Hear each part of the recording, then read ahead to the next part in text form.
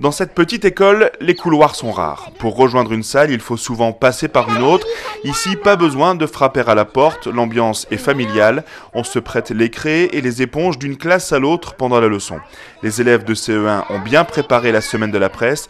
Ils ont rapporté un journal de la maison et ont écrit leurs questions sur une grande feuille qu'ils ont accrochée au mur avec des punaises. Et quand la maîtresse arrive, accompagnée par des journalistes, chaque enfant se présente. Je m'appelle Gabriella et j'ai 6 ans et demi, je vais bientôt avoir 7 ans. Je m'appelle Ariane, j'ai 6 ans et demi, je vais avoir 7 ans le 5 juillet. Je m'appelle Léo et j'ai 7 ans et demi. J'ai une sœur en CP, elle s'appelle Hermione. Maria Chiara. Je m'appelle Marco et j'ai 7 ans et demi. Je vais avoir le 4 novembre 8 ans. Je m'appelle Filippo, j'ai 8 ans et je vis à Rome. Je m'appelle Nicolas, j'ai 7 ans, j'ai un petit sœur. Je m'appelle Stefano, j'ai 7 ans et demi. Moi j'ai un petit sœur, un petit frère et après un grand frère qui s'appelle Giovanni et une sœur qui s'appelle Julia. Une centaine d'enfants viennent chaque jour apprendre en italien et en français, un pied dans chaque pays. Ils entendent bien souvent les deux langues à la maison, comme Carlotta qui passe souvent de l'une à l'autre. Quelquefois, quand je vais quelque part, mon papa il commence un mot en français, en italien, et après moi je continue en italien. T'aimes bien parler italien ? Oui. Pourquoi ? Qu'est-ce qui est rigolo dans l'italien ? C'est que les mots, c'est plus facile à écrire. En fait, c'est difficile en français parce quelquefois on met des accents circonflexes et c'est un peu difficile. Mélinda. C'est dur de parler italien ou c'est facile de parler italien ? Non, c'est facile pour moi. Parce que ma mère, quand j'étais petite, je suis venue dans cette école, alors j'ai appris. Et à la maison, tu parles quelle langue ?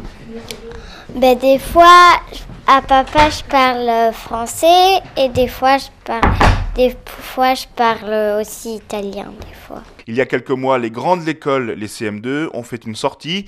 Ils ont rencontré des pompiers dans leur caserne. Ce qui a marqué Giorgio, qui aujourd'hui porte un beau t-shirt rouge, c'est que les soldats du feu passent la moitié de leur vie dans leur caserne. Il dort 15 jours sur 30 chez eux et 15 jours dans la caserne. Des fois, il s'arrive qu'il appelle même à 5 h du matin et c'est ça. Ça te donne envie d'être pompier, toi ? Non. Non ? Pas trop ? Je pensais que c'était pas sûr. Et en fait, c'est dur. Récemment, leur professeur de français, Dabia Cabous, les a également emmenés au musée du Louvre. Clara a surtout été impressionnée par les dessins et les peintures. Bien aimé voir comment les gens des différentes époques peuvent représenter leur vie. On a vu même des maîtresses. Oui, mais je le demande des vases. Des vases ? Bravo. Des vases